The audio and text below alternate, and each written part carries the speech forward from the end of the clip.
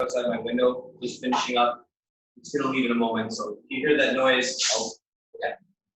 So this is the first class then that we've had you guys come in with actually aiming for the class. So I'm gonna dive a little deeper than I had been in the last two classes in some ways, and get you really getting going with the practice. It's more rooted in nature. So when we begin the class, we were doing this, but I want to talk about the bow at the beginning because it sets the mood. It's very important that you go into training with the right mindset because you get what you put in. And so if you go into training and thinking of it like a mechanical thing you're being forced to do, where like somebody might go to the gym and just, I have to do this or I'll not be healthy, your body will respond with very limited benefit. It's not going to like that.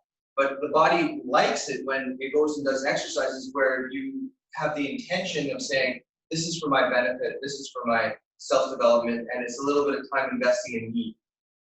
It likes that, so we put that intention into it. And my teacher always taught me to use 6 words as the guide to tie into that mentality, that intent. And so I'm going to tell you guys the 6 words today, and then we'll practice from there. So compassion, humility, loyalty, gratitude, honor, and patience. So you take any one of those words and you think about something you genuinely feel gratitude for, genuinely feel honored to be a part of, then you feel compassion for it. And then you practice from that point. And that's what we do when we bow. So we put our hands to our side and we think about something like that. And we bow. And that ties us to the practice. And then we'll start training. Put your left foot forward. So this is our usual way to warm up, is you have it, I'll go back to this point. You go to feet just below your hips, and you take a step forward with the left, keeping the width of your hips in your feet, like your shoulder width. And now you bring your hands up, and you hold the dantian here. I'm gonna push it forward when I breathe out. And when I breathe in, I'm gonna pull it back. As I do that, everything is moving on a level plane, level field, forward and back.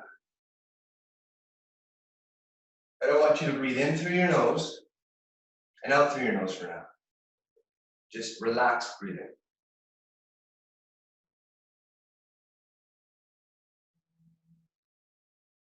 And then I hope you notice that my feet were staying flat on the floor. But now what I'm going to do is add in a bit of ankle movement by pulling back and bringing the front of the foot up, and pushing forward and bringing the heel up. Still breathing in when I go back, and breathing out when I go forward.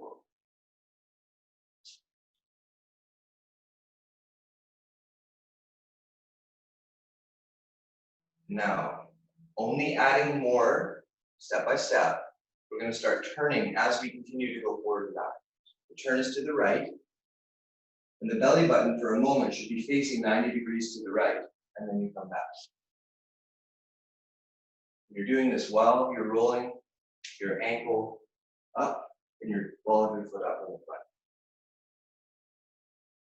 Still breathing in and out through the nose.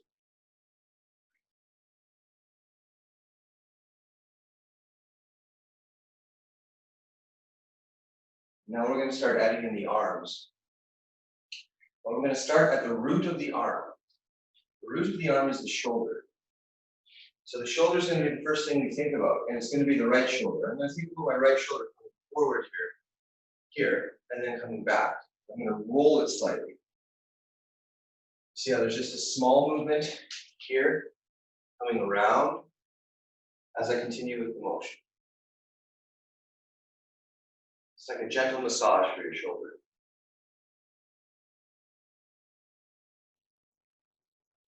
And then you're going to let that motion carry over to the elbow.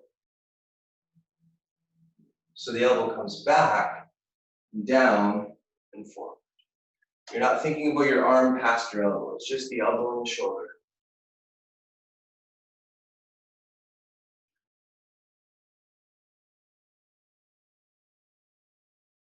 And remember to turn to the side and come back to the front with your body. So everything that was going on with the lower body, the legs and the feet, is still going on. And then the final one is we connect the shoulder to the elbow to the wrist. So now we go back, And then the hand comes forward. Back, forward.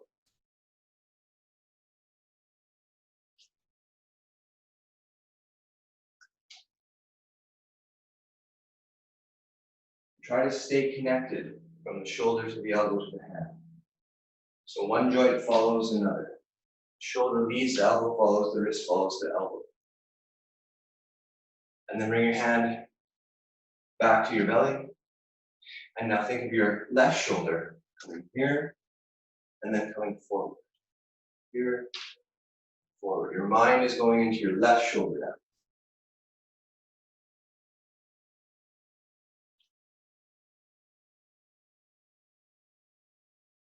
And just like the other arm, we add it to the elbow. So as we go forward, the elbow comes up and then down.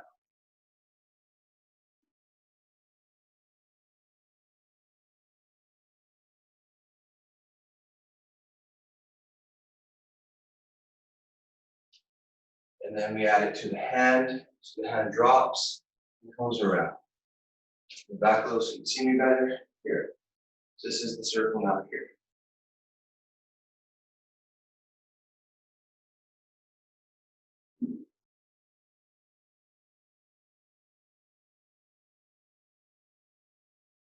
And then the other hand, the hand drops, and you switch your feet. I'm going to do the same thing, but we're not going to do as many little steps. We're going to jump right into going forward, heel coming up, moving back, turning to the side, ball of foot coming up right away. So the base, the legs are starting right from the most dynamic position. Place.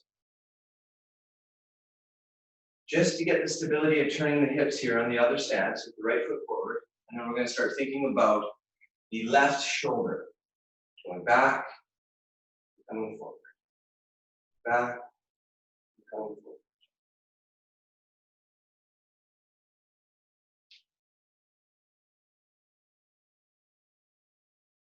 And then from the shoulder to the elbow.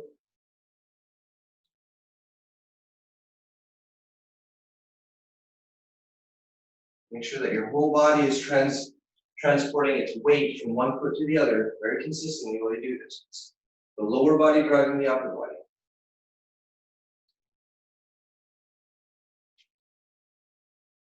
And now extend out to the hand.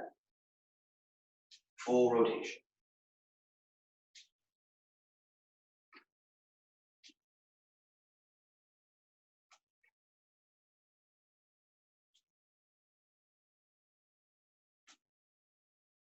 And then put your hand back to your belly. And we're going to start with the right shoulder. It goes forward and back. Forward, back. Forward. And again, we're going a little quicker on this side, so that's okay. We're going to go back with the elbow.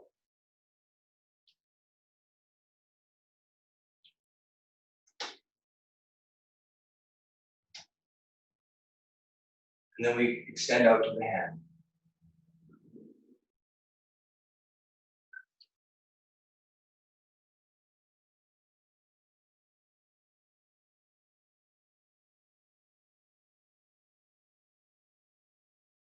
And then both hands back to the belly, left foot to right.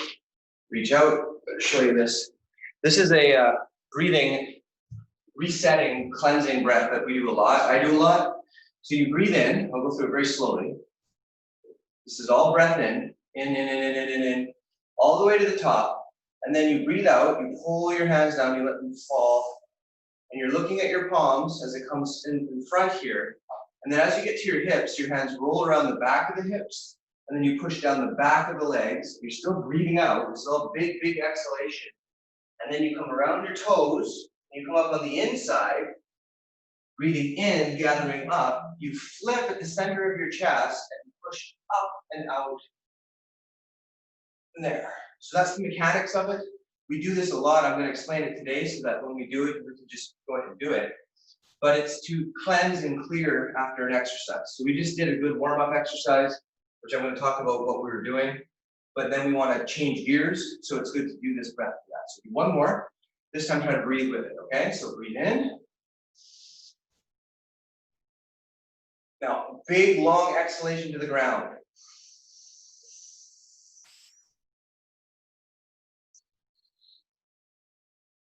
Breathe in. And then exhale, push out.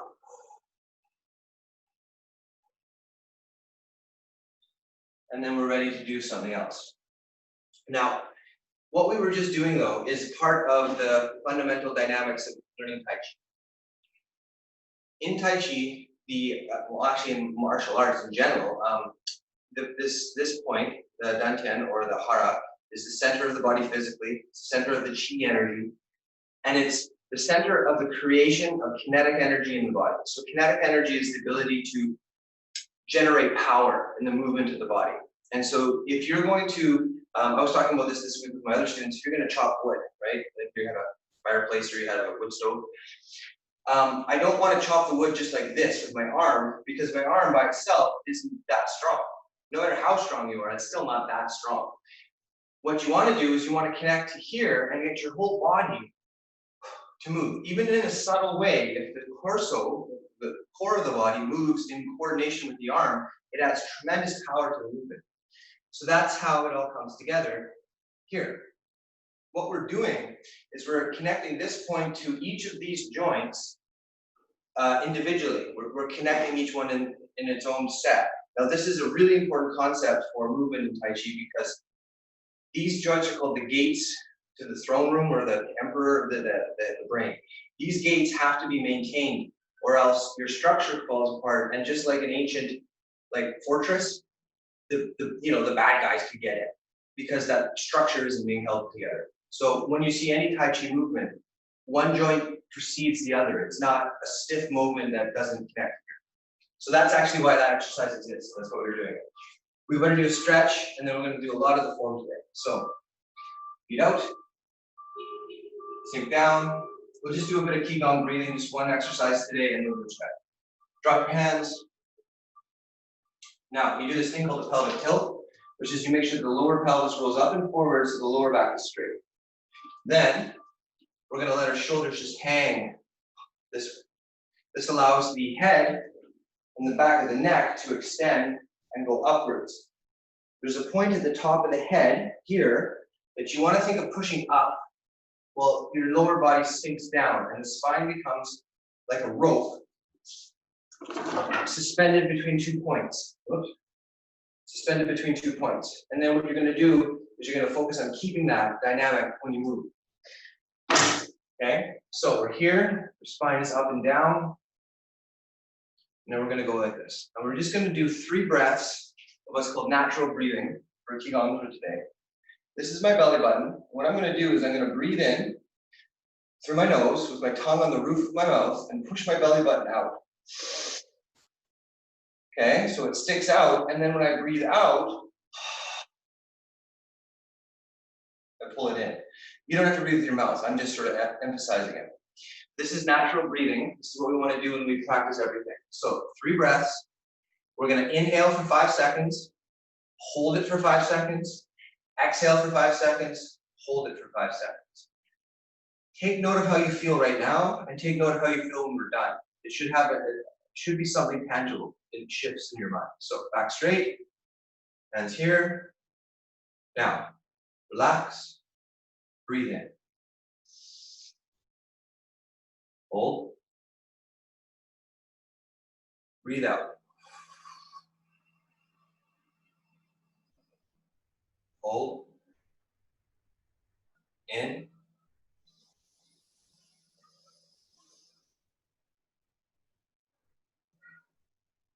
Out.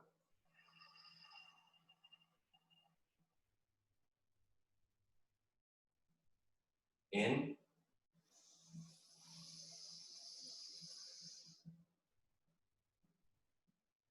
Out.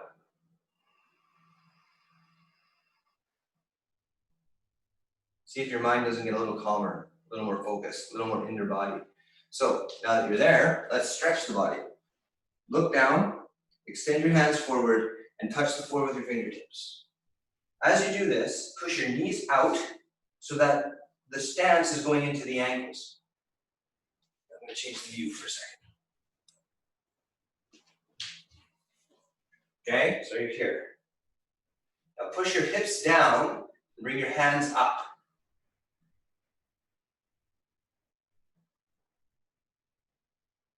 Now turn, bring your elbow to your knee, and look up at the ceiling.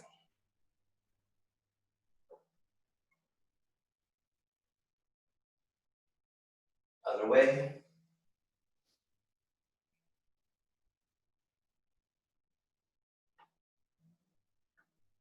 Straighten your back.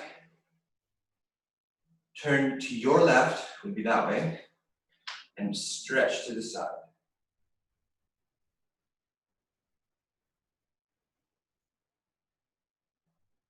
And then stretch to the other side, your right.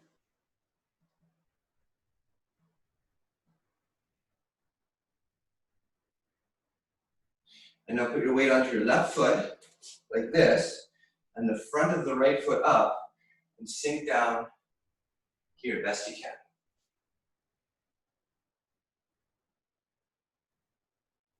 And then switch to the other side.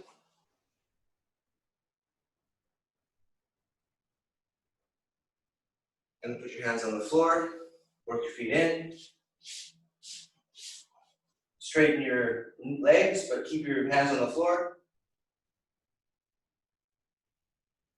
And then breathe in slowly, bringing up the spine one vertebrae at a time. Push the hips forward. And circle gently 3 times one way and 3 times the other way. Good.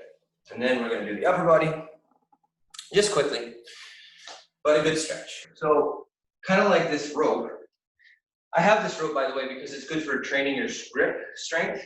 But just like this rope, when you squeeze it, you turn one way and the other way at the same time, like a dishcloth. I think you guys understand that idea, right? Like this. You're going to think about that in your muscles in the upper chest here. So one hand's going to be up, palm up to the side. The other hand's going to be turned this way. And I'm going to crank through these muscles, looking to the palm that's up, and then the other way.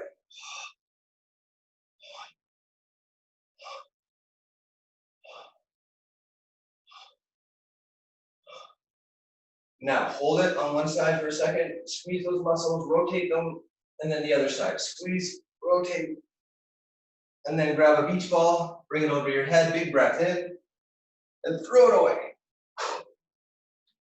2, 3. And then reach up. Now, push your fingertips as high as they can go. Now push your heels as high as they can go, looking up at your hands. So your heels are going up into the sky, your fingertips are going up into the sky. Now push your toes down. So your toes are the only thing you're pushing down. Everything else is going up. And then bring your heels down. Let your left hand come across your chest and turn.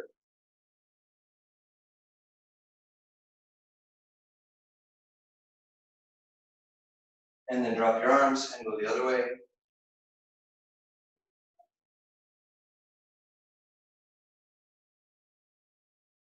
And then drop your arms and just roll your shoulders forward lightly. And backwards. And then we always finish with wrist and neck. So left hand out, go back. Make sure the arm's at extension, so it's fully extended. And then follow it in to the center and twist out.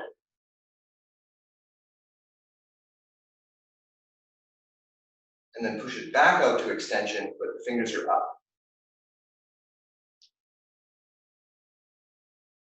And then pull back to crane beak, which is the thumb touches the middle finger and then the other fingers, making the crane's head, sort of see the crane's head. I grab the crane's head and I push. The angle is down into the outside.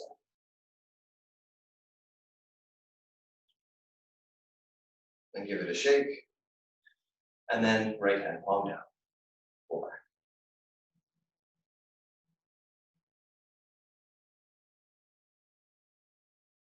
And then come up and twist.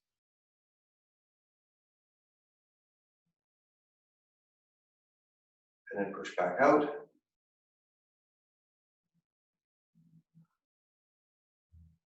And then make your crane's beak. Grab and push. And give it a shake. And then the final thing is always the neck. Just turn your head side to side.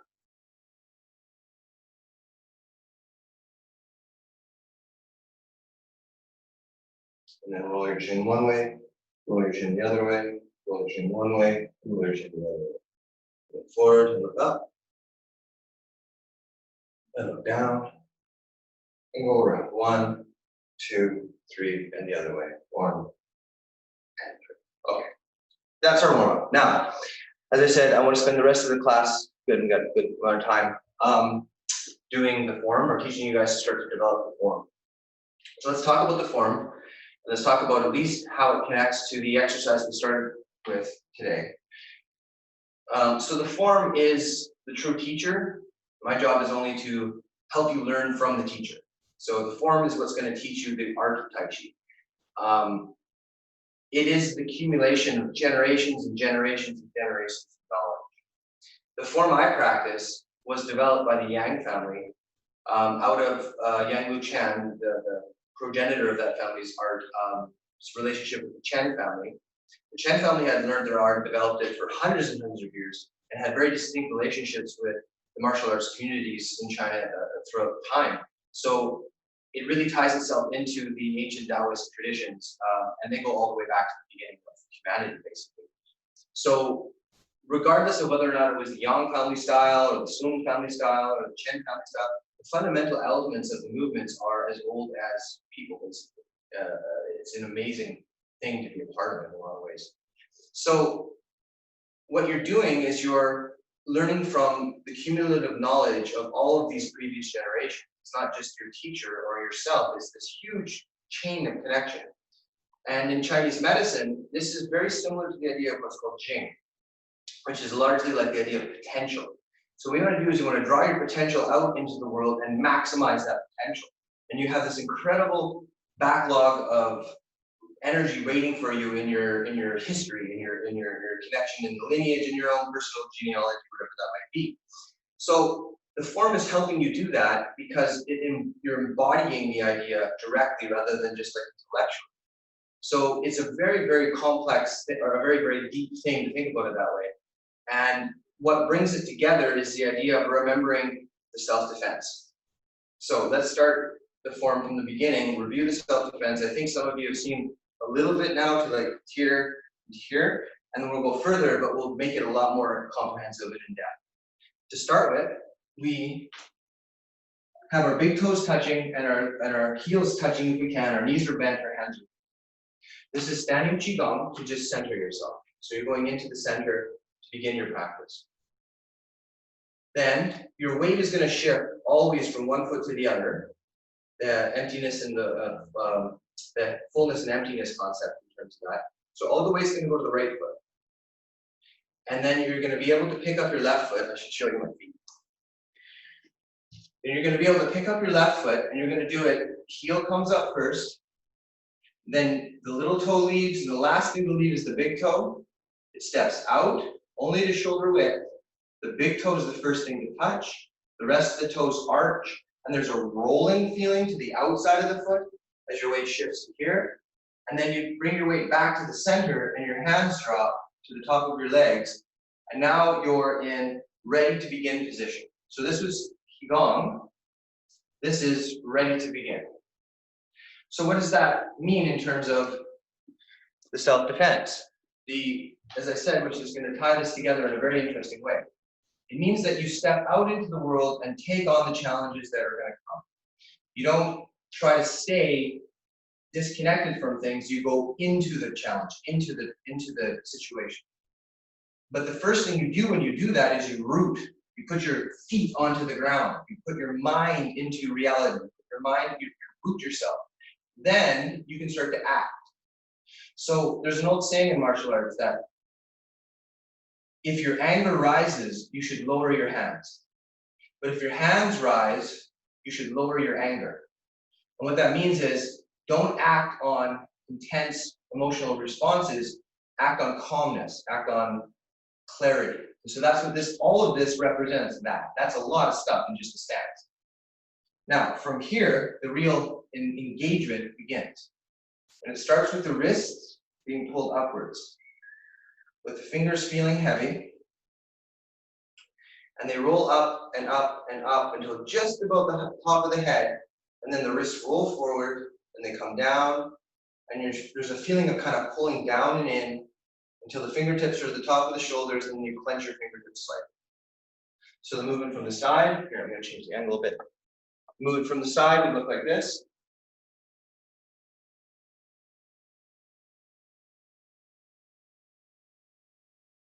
Now, I didn't do this, right? I went one joint, next joint, in that order, just like this.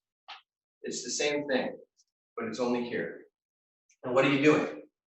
You are defending against the grab. You're using the top of your hand here to knock a hand up. And then you're using the bottom of your hand here to come down and do a strike onto the collarbones. And then you're grabbing the collarbone and grabbing behind it and pulling down and in. So if you don't remember this or you didn't see this, find your collarbone. Where can you see the light here? Find your collarbone, go to the base of it here, go a few inches away from the base of it, and push down and in behind it. And see if you don't feel a point that goes and kind of makes you feel like that. Okay? You guys found it? I'm just going to let you do it for a second. Yeah. Find it. That's what you're doing here. You're hitting the collarbone and you're grabbing that point in behind the collarbone. So the person's trying to grab you and you're knocking their hands away, and then you hit the collarbone and you grab it behind that collarbone. Okay? That's what's going on. That's stomach 11. That's also a good point for tapping if you got a bit of indigestion. So there's a lot of uses for these things. Now, that's the first part, so we'll do it again. 1, 2, and then clench the fingers. Now, I'm going to turn around so that we're facing the same way. I'm going to turn to my right. And as I turn to my right palm faces me. I look at my right palm. So here my palms are away. Here I'm looking at my right palm. Okay? Then I push down. And now, once I've pushed down, my weight has come to my right foot here. And I'm going to pivot on the right foot, on the front part of the right foot, to turn to the corner on the left, this way. See how my hips turned? So I was to the right, and now I was to the corner here. Okay? So let's do that again. From here, up, down, clench. Turn to the right palm faces you, put the weight down onto the right foot, and then turn to the left front corner. And as you turn to the left front corner, pick up a thermos, pick up an object lengthwise in your hands, here. And then throw the object to the corner this way, with the integrity of the object still in the hand. Okay? So I'll do that facing this way. Of course, this is mirror image, but you can try to follow.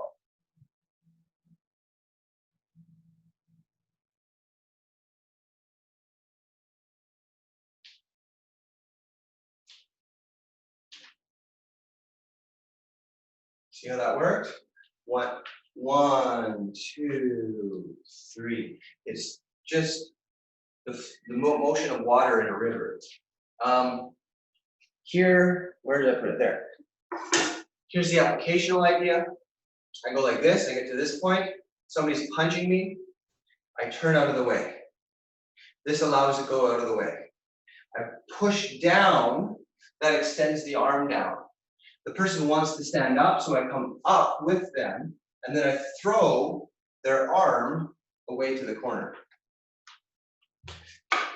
So try to think about the idea, at least symbolically, that you're not letting somebody get to you, you're not letting it get to you, and then you're taking control. Then it continues and you roll with it, you let it go. You put some weight onto it so that you have the control of what you're doing, and then you throw it away. You don't need that anymore. That's very important that your mind thinks of it that way, so that it ties into a practice that actually increases your immune system. Your immune system is it doesn't function well in a state of anxiety. So it's really interesting. If you need to run away from something dangerous, all of the energy in your body gets directed toward doing that. That doesn't include the immune system. That doesn't include digestion. That doesn't include intellectual process even. So if you get stuck in a state of anxiety quite often, what happens is that your body isn't able to direct energy into your immune system. But if you go to a place of peaceful, fluid dynamic where you feel very comfortable and in control, your immune system spikes. And so the more that you can learn, okay, I can deal with what's going to happen. I'm going to take control. I'm going to stay in my center. I'm going to stay in a fluid dynamic with my feet under me. The more the immune system goes, okay, we're good. We can just keep pumping energy into this, and it will continue to spike. This is why people practice Tai Chi in the mornings, very often traditionally, in parks, is to get that spike of their immune system in the morning. The rest of the day, they're doing good. Okay. So one more time from here, I go up. And then I come down. I turn to the right. And then I push down. I come back up. And I throw to the corner. Now, everybody's following that? It looks like most people are. Okay. Let's go further. Okay. There are 8 directions. There's a direction straight in front, to each side at 90 degrees, and then directly behind, and that makes 4 directions. Then there's a direction to each corner, 45 degrees to the straight alignment, that create 8 directions. Okay, so hopefully that made sense. What we just did is we turned to the 90-degree line and then through to the 45-degree line here. Okay? Now we're going to turn and face 180 degrees to the corner. So this diagonal across the middle behind you. If that makes any sense, right? We're going to go from here to there. And this is how we're going to do it. If you go to here, it's like you've just thrown the object away. Your weight's on your left foot. Your weight's going to go back to your right foot. That allows the left foot to come up in like this. And then you can turn it inwards on the heel, put it down, continue to turn by bringing the right foot up and back. And now I've done a 180-degree turn. Let's do it again. Back to here, the weight's on the left foot. Forget about your hands. Back, turn, put the weight to the left and pull up the right. And now you're facing 180 degrees. You getting it? Do it again. Here.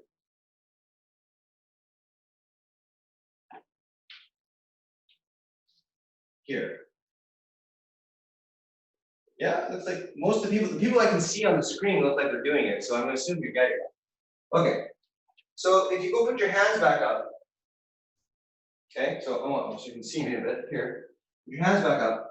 I come back, my foot turns, and as I turn completely around and bring up my right foot, my right hand is going to protect my head. My left hand is going to protect my chest. Okay, so that positioning is here and here, like this, right? I'm protecting my head and my chest. Ren 17 and Yin Tong, these are very important pressure point locations, and they're actually the other dantian. So this is the lower dantian, this is the middle dantian, this is the upper dantian. You're going to protect those two. Now when you protect the upper one, you definitely don't want your hand in front of your eyes so you can't see. It has to be above your eyes. And you want to think of the idea that there's a rolling that's, as it comes into position, it rolls out. So if I was making contact with something, it would roll this way, okay? This hand is simply up like this, which is 1/2 of this.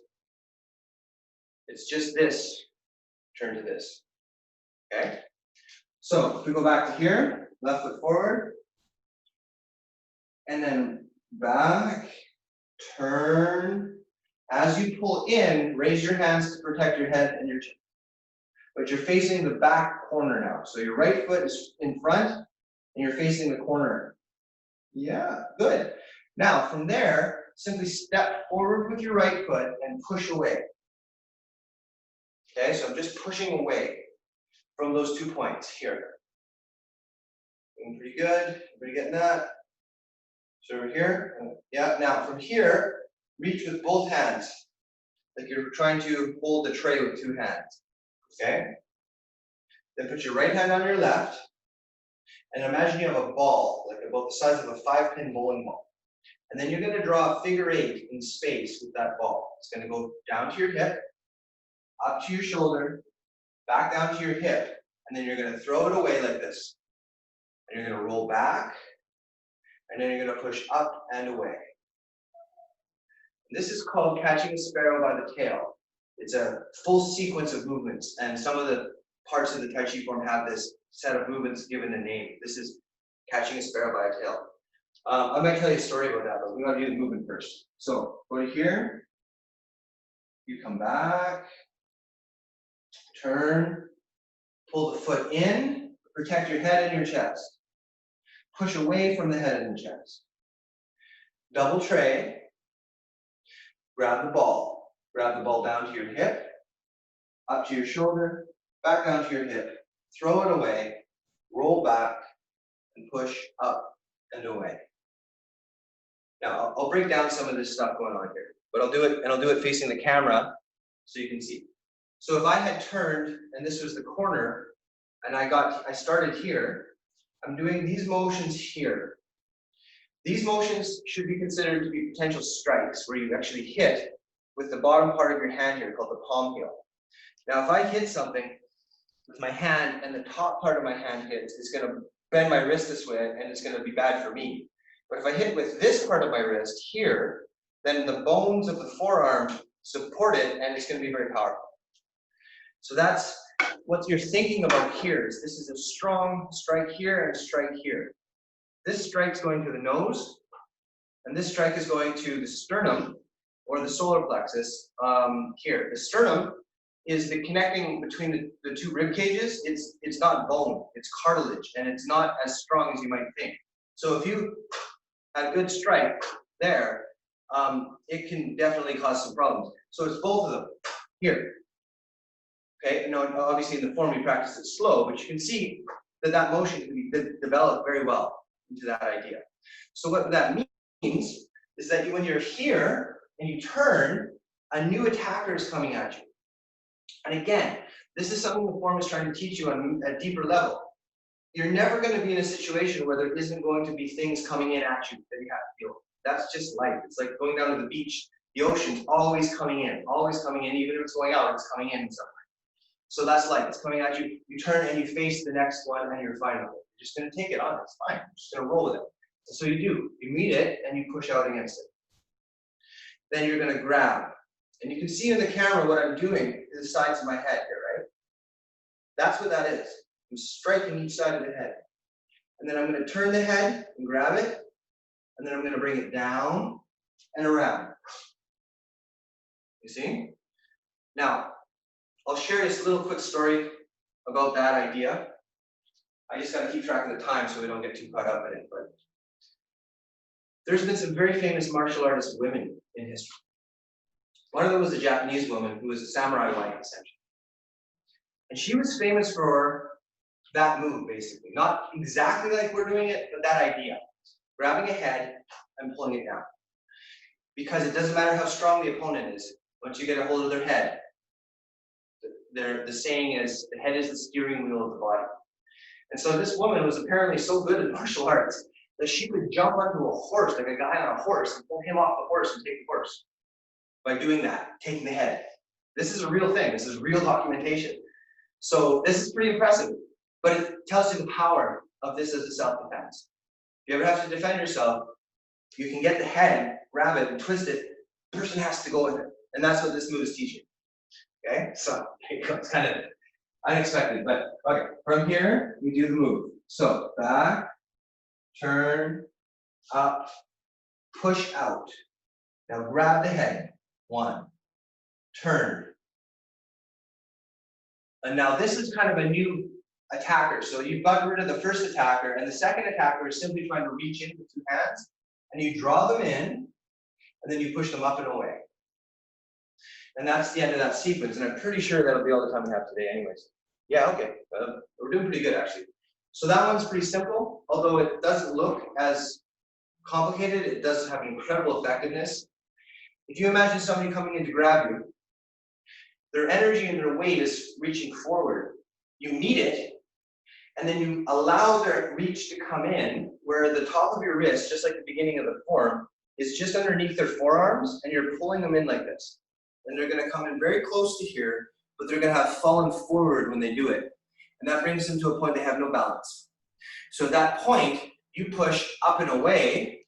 What they do is they go like this, and then they go whoo, and they get thrown backwards. I want to be able to show you guys some applications in time, and I'm working towards doing that, but you can throw a person far this way because when they're pulled off balance, they want to pull back anyways. So you're actually working with their own instincts, and you're just helping their instincts, and then the real magic of it, or the real, not magic, I shouldn't say magic, but the real profound insight of this is that you don't push straight out, you push up slightly. That up slightly thing is what takes away the rooting. And so it works incredibly well. Again, I'll try to show you guys in time. So go back to here, come back, turn, pull in, push away. Double tray, around, and push up and away. Okay, so that's catching the sparrow by the tail. Let's put that together with the first part of the form that we started with and have a whole chunk now that we can work, okay? So just from here, hands rise and fall. Turning to the right, right palm looking at you, push down. Picking up the thermos, throwing it away to the corner. Rolling back, turning, facing the other corner, protecting your head and your heart. Pushing away. Double tray, down. Roll back and push up and away. Oh, let me show you this too real quick. Here, when I go like this, I grab and I bring the ball down to my hip, and this is my left hip, up to my shoulder behind the hip, and then back down this way, and then as it comes forward, that's when my hands come out and then in. You see? So it is a figure eight, right? It has that motion here. Yeah, it'll come in time. I'll do it one more time where I'll talk it out, and then you guys, I want you to try to work it just a moment for yourselves, okay?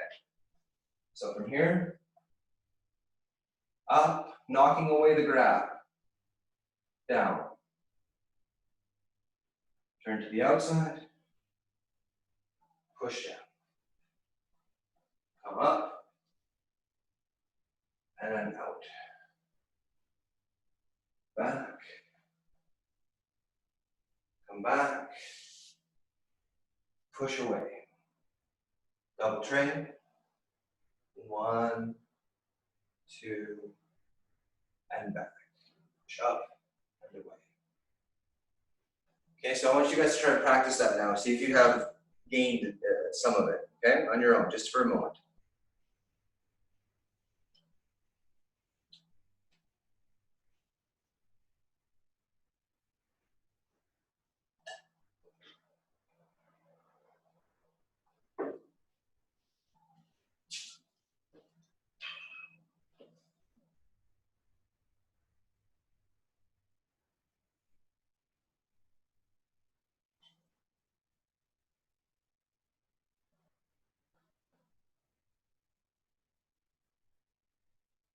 Okay, some of you are doing pretty good. Yeah, I'm impressed. I think a number of you that I could see kind of got through that. That's great. Okay. One of the elements of the form is you are supposed to practice it every day. Sometimes people get put off by that idea, but I think it's, again, if you go back to the beginning of class and you think about the gratitude you could have for the fact that you can practice it, the fact that you have a healthy body that has all 4 limbs can move, that you can stand upright comfortably, and that you just have the opportunity to learn such a thing. It's a joy to practice, in my mind. But so I encourage you guys to think of that too, and to do it every day. Because what you're doing then every day is you're reprogramming the subconscious mind. And that reprogramming of that subconscious mind, giving it more confidence, more clarity, more willingness to take on challenges, starts to spill out into every aspect of your life. At least that's the idea, and it does work as long as you put in the time. I'll give you one more thought. We'll do the form a little bit more, and then class will be over. In the Chinese medicine model that Tai Chi is deeply rooted into, and almost a reflection of, they're like reflections of each other. The lower body kind of can be representative of the unconscious mind, and the upper body can be kind of representative of the conscious mind. That makes some sense, because I have to be conscious of what I'm doing with my hands well enough that, like, if I make breakfast in the morning, I don't put my hand on the hot plate, right? I'm aware of what I'm doing in that way. But I don't really generally think about how my legs work. I just want to walk, I just walk. I don't think about how they work. So it's more unconscious in that sense. But what the Tai Chi wants you to do is combine yin and yang. The yin and yang coming into balance becomes the ultimate. And this is the thought. If you want to, you can watch people when they're in life these days, people interact with, and see how connected they are between their upper and their lower bodies. And it actually shows quite often. So if somebody's really upset, angry, pathologically stuck in a very bad mental state, their lower body's not connected to their upper body. You can see it pretty clearly usually. But then if you see somebody and you connect with them and there's a warmth to them, you'll often notice that their lower body and upper body are very connected, even if it's just without meaning to, they just naturally do that. So the Tai Chi is always bringing you back to that point where your whole self, your unconscious, your conscious, your upper and your lower is all working together. And that's when you'll know clarity. That's when you'll know peace. That's the aim of the practice. Okay, so we'll do it one more time. I won't talk through it to the point we got to, and then next week, hopefully we'll expand quite a bit more, okay? So from here, right from the beginning, from the standing Qigong, relaxing, stepping out, taking your place, and feeling the rootedness, the connection to the ground. And then you join the flow of life.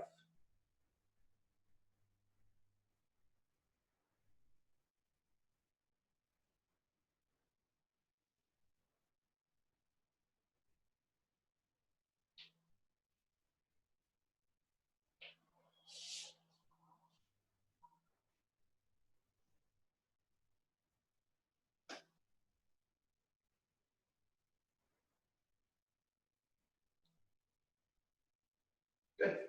You guys are doing great. I think that's about the time. Things? Yeah, more or less. I don't know, Bruno, you tell me, do you want me to go for another minute or two, or do you want? Yeah? Okay. Go for a couple more minutes. All right, we'll tell you what.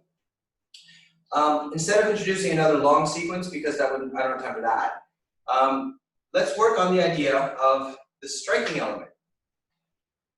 There's a thing called Fa Jing. And remember I was talking about the idea of taking your potential and bringing it out into the world? Jing is that potential. Fa Jing is to express that potential powerfully. They would say like a whip. So like a whip, it cranks out. And so it's a way of expressing that energy physically. So we can play with this, kind of fun. If you go to the position here, right, like this, and you imagine that you want to hit something with your belly, right?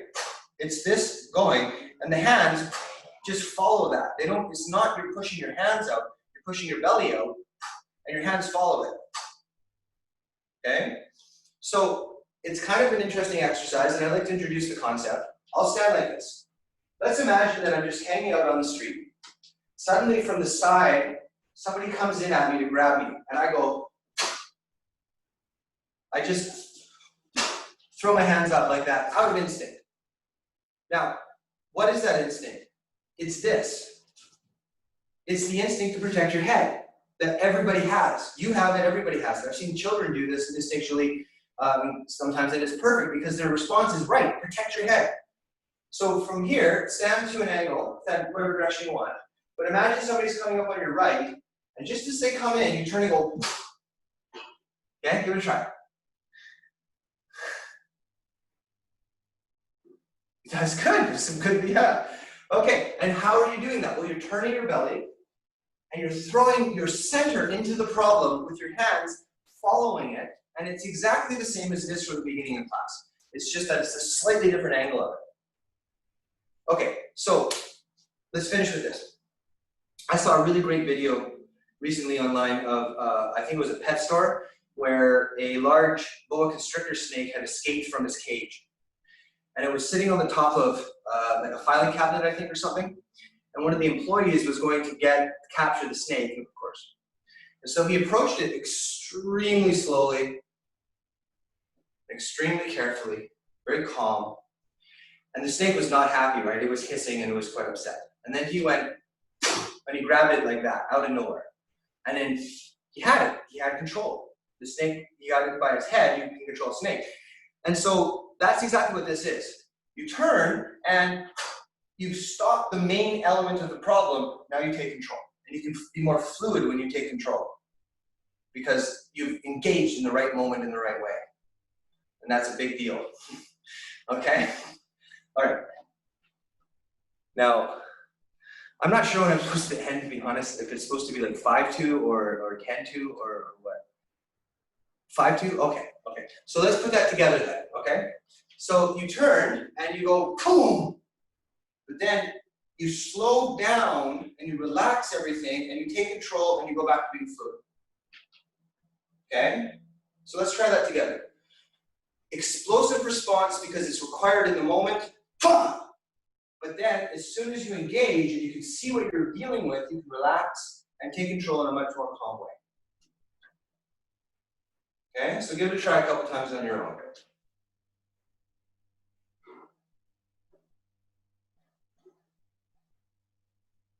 Yes, that's it, yes. One more time.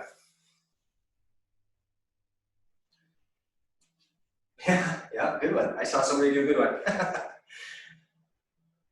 Okay, so this is actually incredibly important too, is that everything is a wave. Everything is like a roller coaster. It's a fundamental up and down function. And you can't stay at the top and you can't stay at the bottom. You have to always be going back and forth between the two. And so you can actually practice the form like this.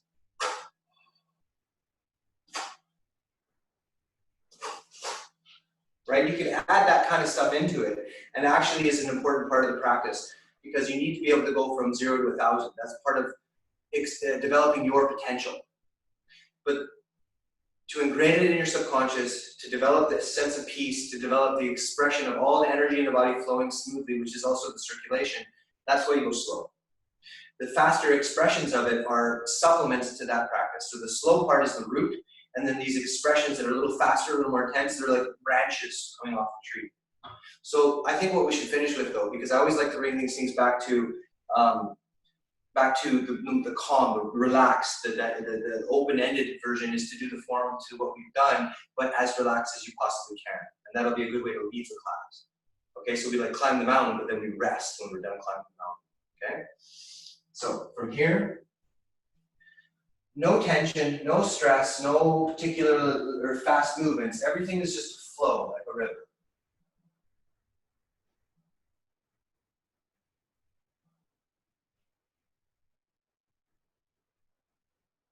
Nothing fights with anything else. The only thing that matters is you complete the motion. Everything has to go to its completion.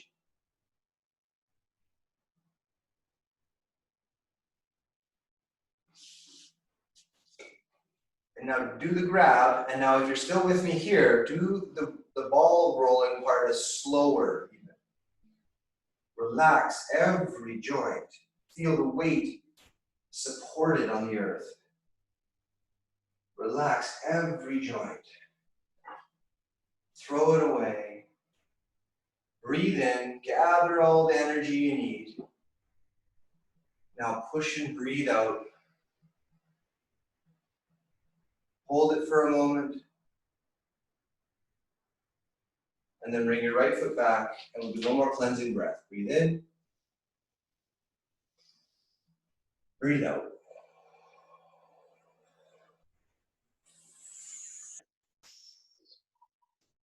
Breathe in. And breathe out.